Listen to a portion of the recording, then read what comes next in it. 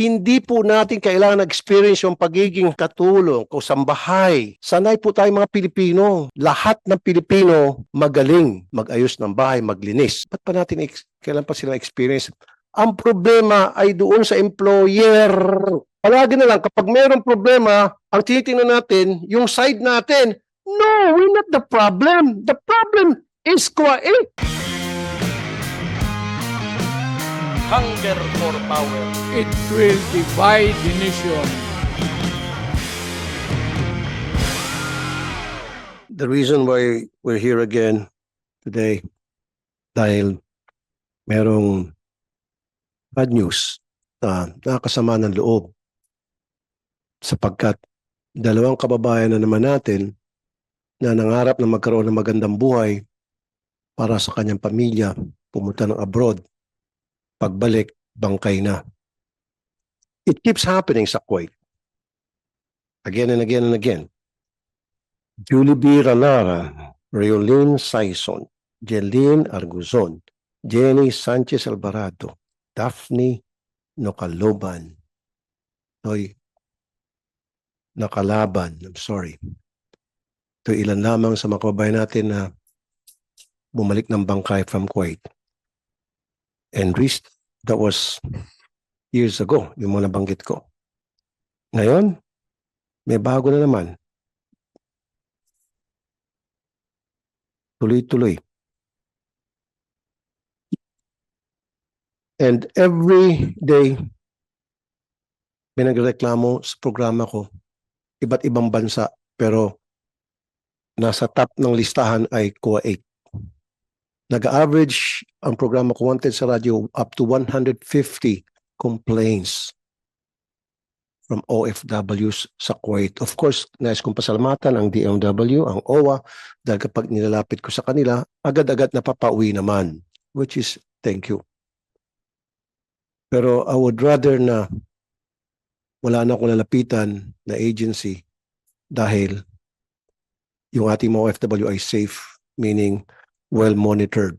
So nakikita ko kulang yung mga programa, sistema that we put in place to ensure that our OFWs will come back alive after serving their contract. And that is one of the things that I would really discuss with you. Ayoko naman yung bang palagi na lang tayo mga kabalita na meron tayong OFW na namatay. I would rather prefer to lose 1,000 jobs than isang buhay ng ating kababayan na hindi kayang bayaran. Now, nagkaroon ng ban sa Kuwait. I think it was because of my committee na pinush ko. I think it was last year. And it was lifted. Hindi ko alam paano na-lift yun. I wasn't informed. I've heard na nagkaroon ng bilateral agreement and there was a delegation from the Philippines went to Kuwait and talked to the Kuwaiti government. And after discussion with them, it was agreed upon that the ban will be lifted, and it was lifted on last year, 2023. But God damn, I wasn't invited, or I wasn't even informed, or my staff wasn't informed, so that kasama sana kami doon sa bilateral agreement. Para kami na mismo ang magsabi na ito ang gusto namin mangyari, we could have contributed something. I'm not saying that pag-attend namin ay wala naman ang mangyayang pananakit, but what I'm saying is, at least man na makakontribute kami doon dahil alam namin kung ano talaga yung mga problemang dapat solvin bago ma-lift ang ban. Because like I said, on the average, 150 OFWs. It's either their mismo OFW o yung kanilang kamag-anak ang tumatawag sa amin.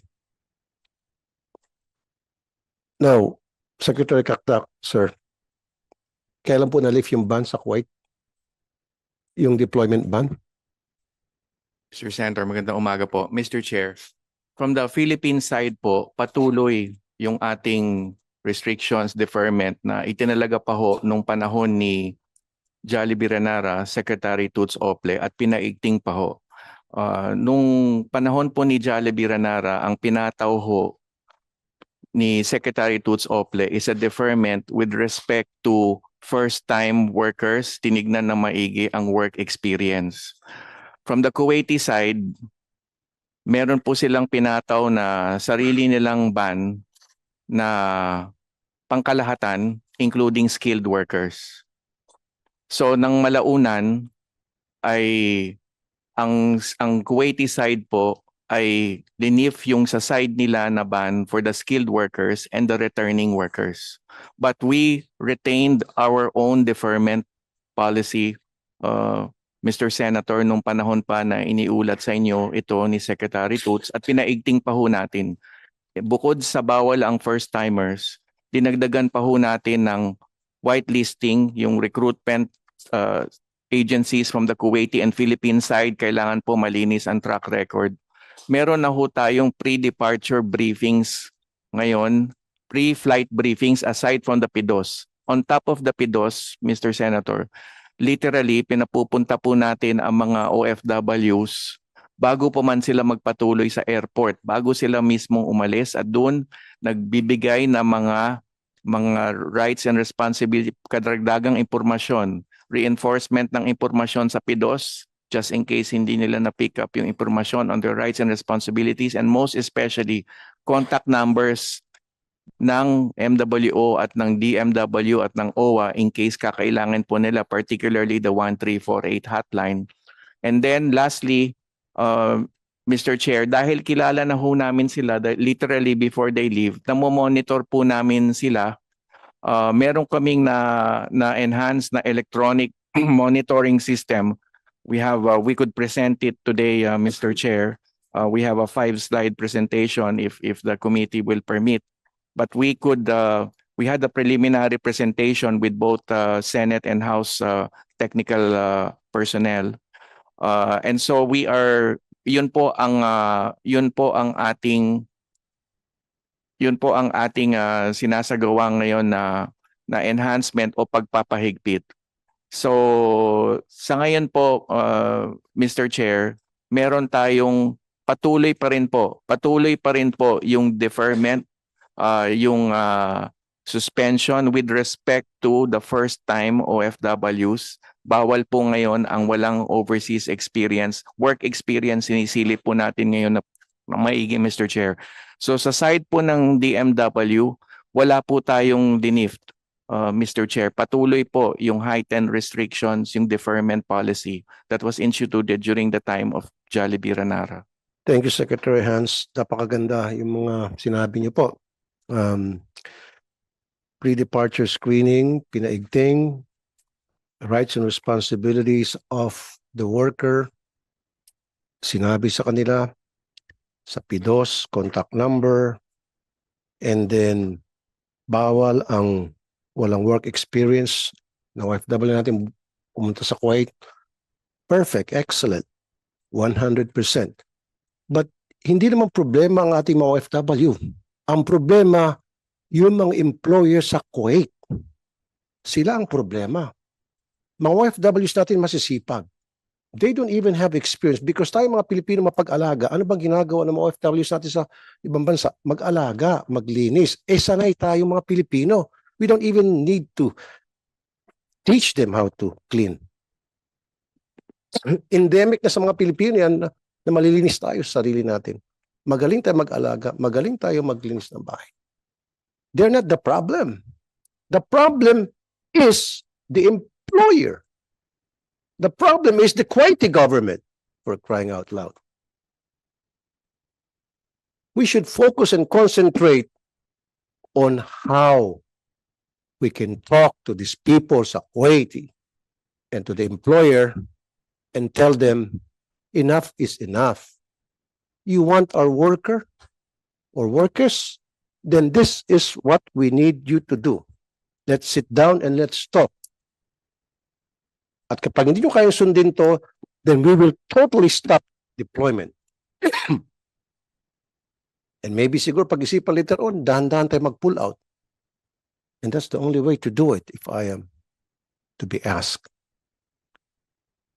Palagi ko sinasabi rito, sana, na-lift na ba yung ban? Di ba? So, meron na bang bagong deployment sa Kuwait? Wala. Meron.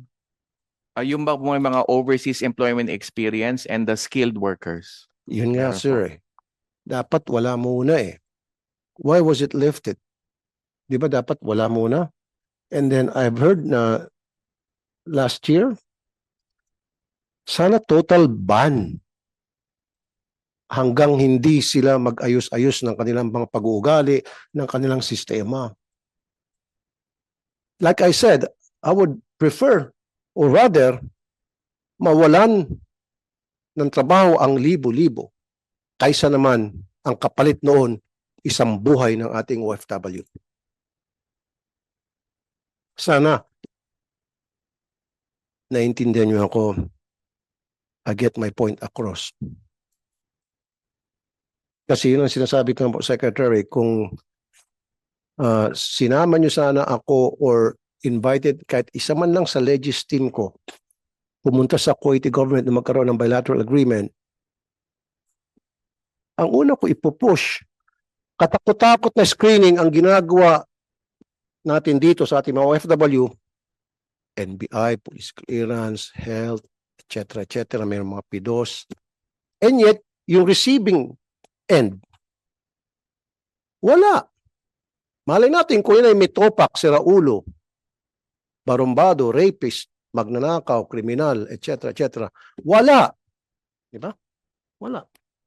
In fact, there was this case I wouldn't forget na isang OFW natin inabusot na pauwi ko sa isang employer.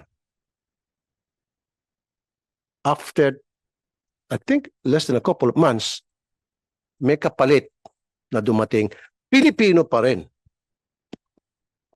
I don't know kung yung sinasabi ni Secretary na may whitelisting, etc. Nangyayari yun. Saan tayo nagkukulang dito? Now, pag-usapan natin once and for all. Sana may kahinat na ito.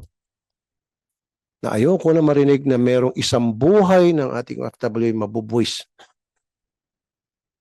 Marami naman bansa dyan eh. Quiet lang ba? There's so many countries who will be more than happy to receive our workers.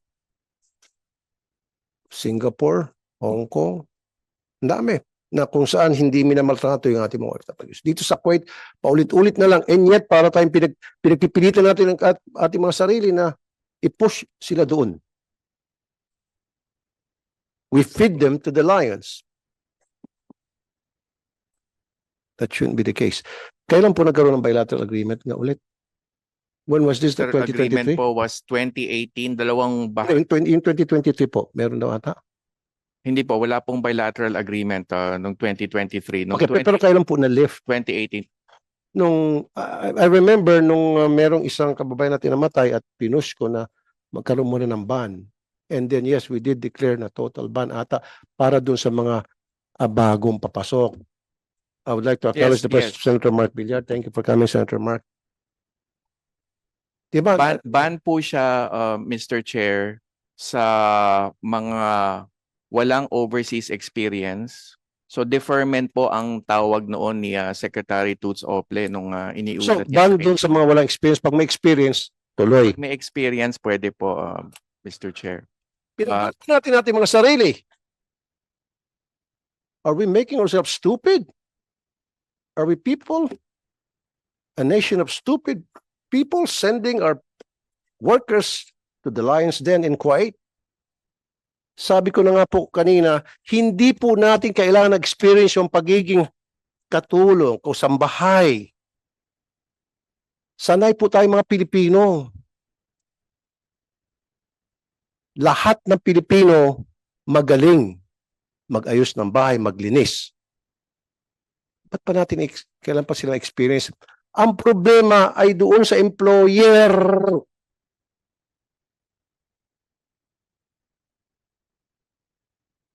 Palagi na lang, kapag mayroong problema, ang tinitingnan natin, yung side natin, no, we're not the problem. The problem is Kuwait. The problem is the government of Kuwait not doing enough? Palagi natin sinisisi ating mga sarili. Like I said, Secretary, hindi kailangan na experience kung pagiging kasambahay lamang, sanay na sanay po yung ating mga OFW. Siguro, teach them about culture differences, which is madali yun. OFWs natin marunong mag-English. Kaya nga, hindi man tayo sa lahat ng bansa because kahit na grade 1 nakakapag-English, paano, unlike sa ibang nationalities. Sir, this is what I want you to do. And even if I have to talk to the president about this, and I will. Ibalik natin siguro yung ban.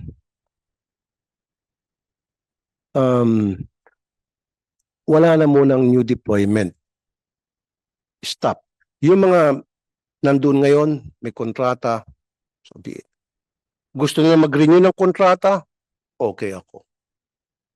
Kaya lang, wala nang bago. Kung ano yung natitira doon, yun na yun. Tapos, renew ng contract sila. Okay. Pero wag na tayo magpadala at sasabihin natin, kailangan may work experience. Like, again, hindi problema ang ating mga workers. Ang problema is doon. So, ito sana sinasabi ko. Dapat ang mga employer, meron tinatawag na neuroscreening. Ini-screen natin yung utak. Utak ba? Brain. No mga employers doon. Hindi ko naman sinasabi yung mga Kuwait ay siraulo. I'm not saying that. In fact, marami mga workers tayo doon na happy sila sa kanilang mga employers sa OFW sa Kuwait. Marami mga mababait na Kuwaiti. Of course, majority of the Kuwaitis are good people. But there are a number of them who are ayoko na magsalita. So yun ang sasarain natin. So pwede ba yun? From now on, neuroscreening. Ang ini-screen natin yung nakakatawa eh. Kung hindi natin, ang ini-screen natin yung OFW natin. And then yung agency. Of course, nakakatulong yun. Pero wala pa ako narinig na ini-screen natin yung employer. Ito bang si employer na si Abdul, walang bang pangalan niya? Ano ba ang mental health nito? Stable ba? Ipa-neuro. Ano ba ang record nito? Ito ba'y nakulong na? O ito ba'y may reklamo na sa kanya ng pananakit? Mga ganun ba? O magkano bang sweldo nito? May capability ba ito na magbayad? Baka lubog to sa utang at wala nang pambayad. Kasi isa sa mga reklamo ng mga OFWs natin ay hindi sila sasweldohan. Yun yung gusto kong mangyari.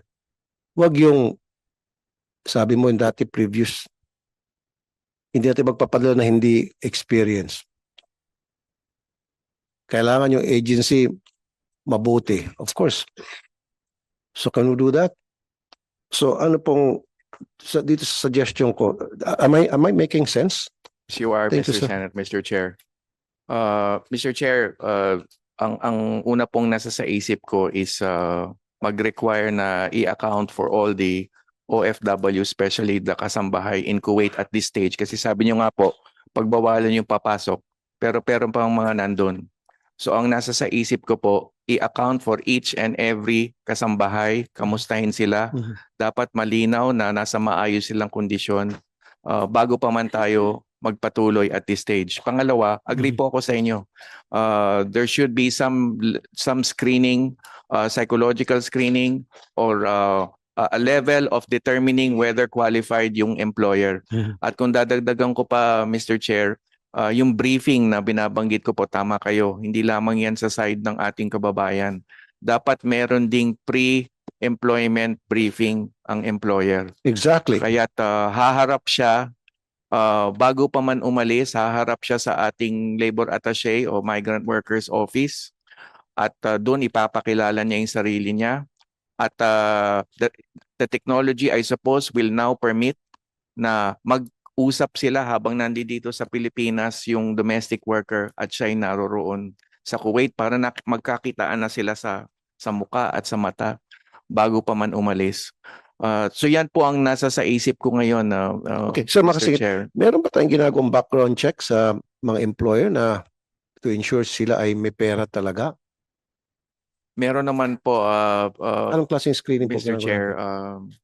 Kasi karamihan, sir, kaya ko nabanggit yan, at alam niyo po ito kasi yes. kayo pong nilapitan ko, and I thank you. Paulit-ulit kita pasasalamatan dahil napakabilis niyo po umaksyon tuwing lumalapit ako kasama dyan si Arnel Ignacio. Yung bang wala silang pang sweldo. At ito pa pong napakasakit. Hindi na nga sinunod Sen Mark, yung ating kababayan, ibibenta sa ibang tao o sa ibang kamag-anak. Ibibenta. Again, ibibenta. Hindi na nga sinweldohan and then ibibenta, pagkakitaan, kukuha ng pera, bubulsa. Dahil wala namang capability pala itong employer na ito na magpasweldo.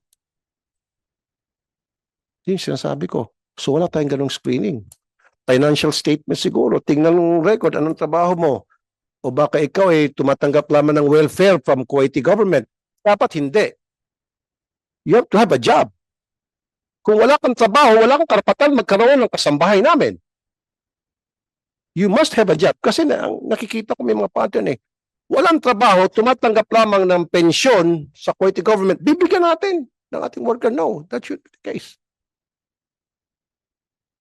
Umaasa lang sa pensyon eh. Welfare. Pension. Welfare yun. Parang sinabi mo yung mga tumatanggap ng ayuda rito, kumuha ng kasambahay. God damn. So, dapat sir, go ahead po. Senator Mark, you have an opening statement. Yes. Please go ahead. Secretary, isang tanong lang po. Gusto ko lang malaman kung halimbawa criminal yung yung employer. Malalaman ba natin 'yon or kasi syempre baka may criminal record or something.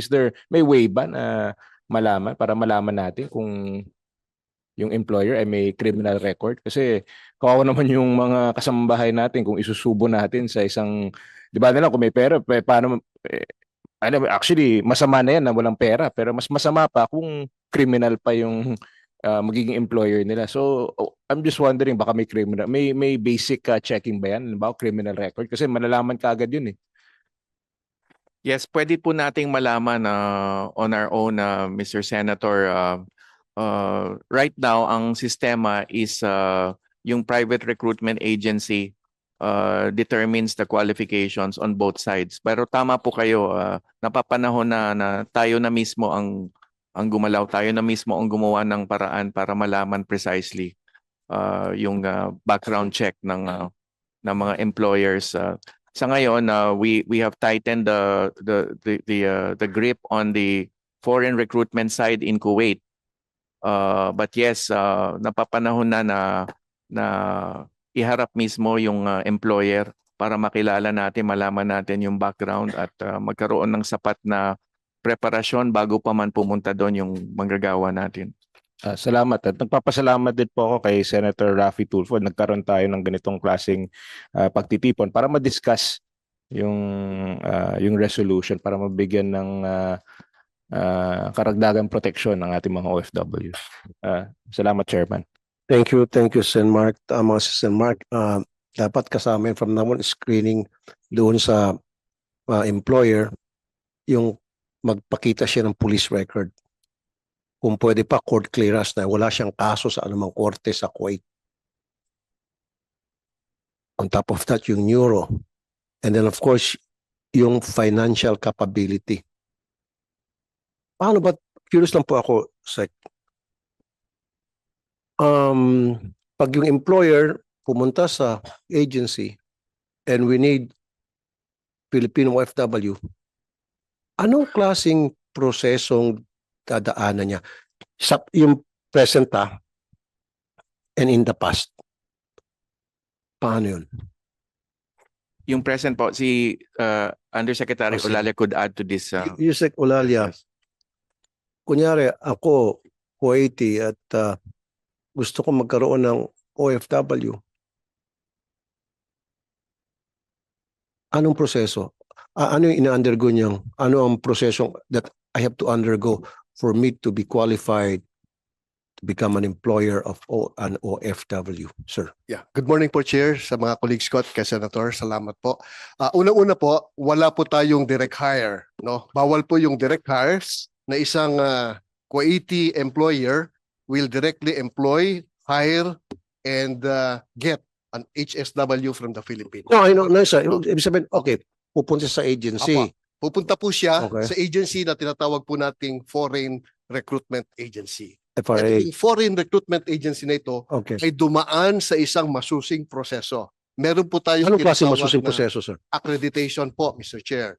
Ito pong accreditation na ito po ay isang proseso ng Migrant Workers Office headed by a labor attaché at meron po yung maigting na requirements. May mga pagdadaanan po silang mga documentation at mga interview kung sila po ay papasa bilang isang accredited FRA ng ating PRA. Yung pong employer na gustong kumuha ng HSW, kinakailangan pong mag-qualify din. May sarili po Sorry, siya. sir, I have to interrupt you every now and then qualification. kasi hindi ako makatiis. Katakot-takot na screening ginagawa sa FRA. Ang dami mga balasubas na FRA. Alam niyo naman yun, Arnel. Ang dami, 5-5 ang mga balasubas na FRA at ang nakasama pa ng loob dyan, yung mga Pilipino rito ang nagmamayari pa ng FRA o kasosyo. So anong klaseng screening? Tuloy-tuloy pa rin ang pangbabalasubas sa ating mga OFW. Kung talaga meron screening. Ang aking, sir, point is, ano yung ina-undergo ng employer? Again, doon tayo nagpo-focus sa OFW natin na may problema at saka agency. Yung employer, ano? Hindi niyo po ata na nakikinig po kayo, sir, pero hindi niyo ako napakikinggan. Yung sa employer side na lang, alisin mo na muna FRA, alisin mo agency, alisin mo yung worker natin. Ano, yung isang Kuwaiti na gusto magkaroon ng OFW, magtrabaho sa kanyang bahay, ano yung ina-undergo niya proseso? Yung pong employer, kinakailangan pong kumuha ng requirement na tinatawag na visa. I-apply po niya yung ating HSW ng visa. Visa? At hindi po siya papayagan ng Kuwaiti government kapag hindi po siya qualified. No? At Meron anong po- klaseng qualification ang Doon po sa ating Sineset? 2018 labor agreement, nakasaad po doon yung mga requirements ng Tulad mga ng- Kuwaiti. tulad Opo. na Kinakailangan po Tulad unang-una may na- financial capacity po siya. financial? Opo. Okay. Kinakailangan po may financial capacity. Ibig sabihin, meron siyang hanap buhay, may pagkikitaan po siya, at kaya po niya mag-hire at magbayad po ng HSW. O bakit nakakalusot marami? Malang mga trabaho na welfare lang. Umaasa lang sa welfare sa Kuwait. Bakit natin nabibigyan ng mga OFW? Yung sinasabi ko, ito totoo nang nangyari ito. Na hindi na nga kayang pasweldohan, ibinebenta pa. Di ba? Alam niyo ito. So hindi na screen. Okay, sige. Financial capability. Failed. Pangalawa po, kayo. Mr. Chair, yung kanyang police clearance. Napaka-importante po, tulad ng tanong po ni Senator Villar kanina, kung sila ba ay may record, hindi po papayagan nung kanilang government na bigyan po siya ng visa Financial, kapag po siya ay may okay. police record. Police clearance and Opo. then court. Okay. Sige. Court clearance. Ibig sabihin, wala siyang kaso sa anumang korte sa Kuwait. Clear siya. Dapat ganun po. Police Mr. clearance, Senator. court clearance, very good. Ano pa po, sir? Dapat po compliant po siya doon sa requirements tulad ng ilan ang tao sa bahay. Meron po kasing detalyadong information sheet yun na nafi-fill upan ng ating employer. Okay. No? Anong klaseng bahay yan? Ilang palapag? Number of, Household okay. members po. Household members. Okay. Nakalagay po doon kung may bata, kung may Okay. aalaga ang bata, nakalagay din doon kung kinakailangan magluto, kung Mhm. merong cooking skills yung HSW, tatanungin. Mhm. Tatanungin din po kung yung mga requirements, no? Ilan po yung employer at ilan po yung kasambahay doon sa loob. Napakaganda pakinggan. Music to my ears. Ang sarap pakinggan, ano? Kung ganun, it's a perfect world for the OFWs natin to be there. Meron euro. Sir, wala. Sa ngayon po, wala pong ganyan. Magsasabi, wala. At this Okay. stage. Dadagdagan po. Then, I want neuro screening. Take it or leave it. Let's be firm now. Huwag tayong magbahagbuntot sa mga mga employer na balasubas sa Kuwait.